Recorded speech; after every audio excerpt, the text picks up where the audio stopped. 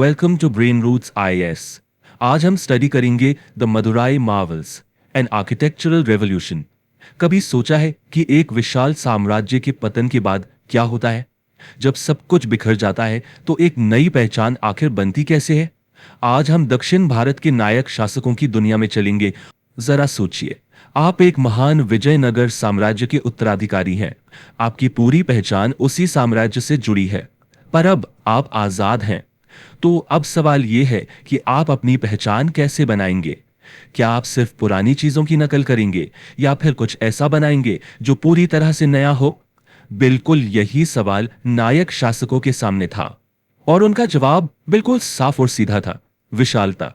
उन्होंने तय किया कि वो जो कुछ भी बनाएंगे वो इतना बड़ा और इतना भव्य होगा कि देखने वालों की नजरें बस टिकी रह जाएं।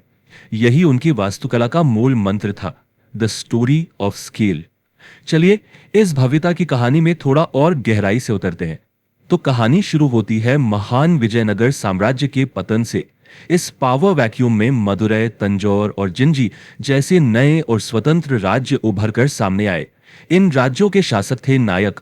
ये पहले विजयनगर के गवर्नर हुआ करते थे, लेकिन अब वे अपने अपने इलाकों के राजा थे।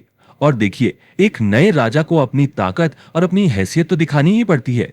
तो उन्होंने वास्तुकला की नींव तो वही रखी जो उन्हें विरासत में मिली थी, यानी द्रविडियन स्टाइल। लेकिन उन्होंने इसमें एक नया जबरदस्त तड़का लगाया। इतिहासकार इसकी तुलना यूरोप की बरोक आर्ट से करते हैं।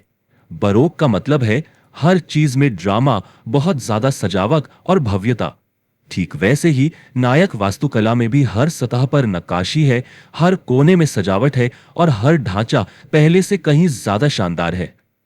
अब हम उस सबसे बड़े और कह सकते हैं क्रांतिकारी बदलाव को देखेंगे जो नायकों ने किया।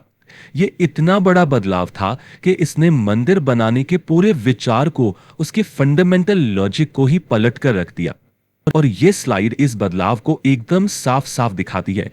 देखिए, पहले के समय में, जैसे चोल काल में, मंदिर का सबसे ऊंचा और सबसे पवित्र हिस्सा होता था विमाना।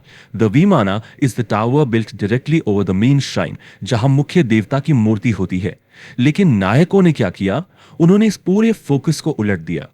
उन्होंने अपनी सारी ऊर्जा और संसाधन बाहरी दरवाजों यानी गोपुरम्स को बनाने में लगा दिए।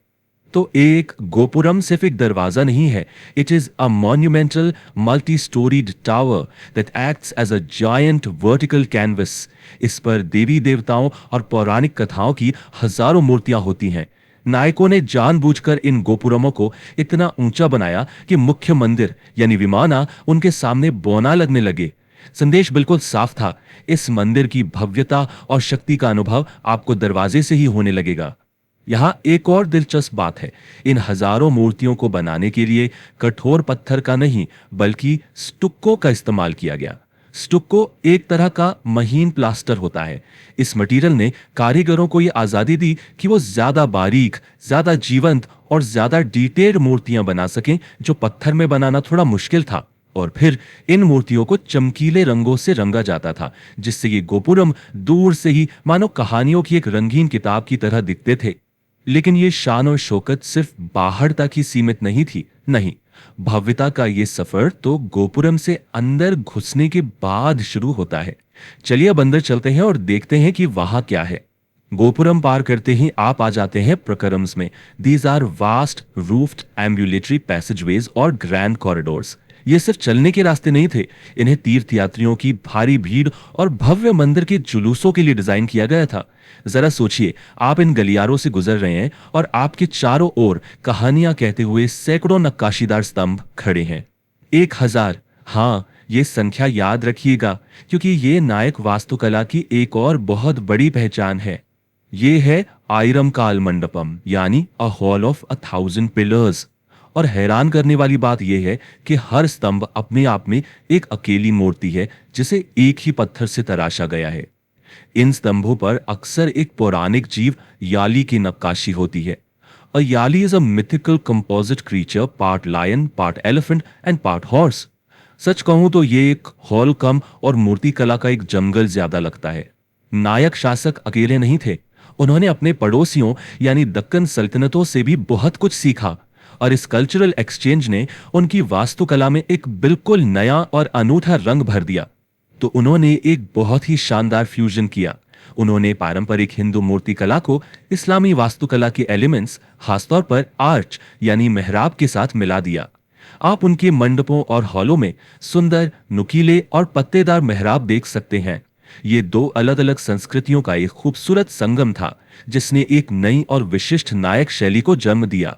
और अगर आप इन सभी विशेषताओं को, विशाल गोपुरम, भव्य गलियारे, हजार स्तंभों वाले हॉल और इंडो इस्लामिक फ्यूजन को एक ही जगह पर देखना चाहते हैं, तो उसका सबसे बेहतरीन उदाहरण है मदुरई का मीनाक्षी अम्मन मंदिर।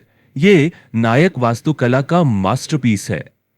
ये मंदिर नहीं, बल्कि अपने आप में एक पूरा शहर है। इसमें एक विशाल पवित्र तालाब है, जिसे गोल्डन लोटस टैंक कहते हैं। यहाँ की मूर्तियों में सिर्फ देवता ही नहीं, बल्कि उस समय के राजाओं, रानियों और आम लोगों को भी दर्शाया गया है। और सबसे अनोखी बात, यहाँ है म्यूजिकल पिलर्स। ये ग्रेनाइट के ऐसे स्तंभ हैं जिन्हें छूने या थपथपाने पर संगीत के 7 सुरों की ध्वनि निकलती है। ये कला और इंजीनियरिंग का एक अविश्वसनीय संगम है। और अंत में यही नायक वास्तुकला का असली सार है। इन विशाल संरचनाओं को बनाकर वे सिर्फ देवताओं का सम्मान नहीं कर रहे थे, ये उनकी शक्ति, उनकी दौलत और उनकी सांस्कृतिक पहचान का एक शक्तिशाली प्रदर्शन था, जो वो दुनिया को दिखा रहे थे। और हम आपको इसी सवाल के साथ छोड़े जाते हैं, जब दरवाजा मंदिर से भी बड़ा और भव्य हो जाए, तो क्या ये पूजा से ज्यादा शक्ति का प्रदर्शन नहीं है? नायक वास्तुकला हमें वास्तुकला के दर्शन पर फिर से सोचने के लिए मजबूर करती है, जहां इमारत का उद्देश्य सिर्फ पूजा नहीं, बल्कि प्रभुत्व का ऐलान करना भी है। अगर आपको ये लेक्चर मददगार लगा हो, तो चैनल को लाइक, शेयर और सब्सक्राइब करें।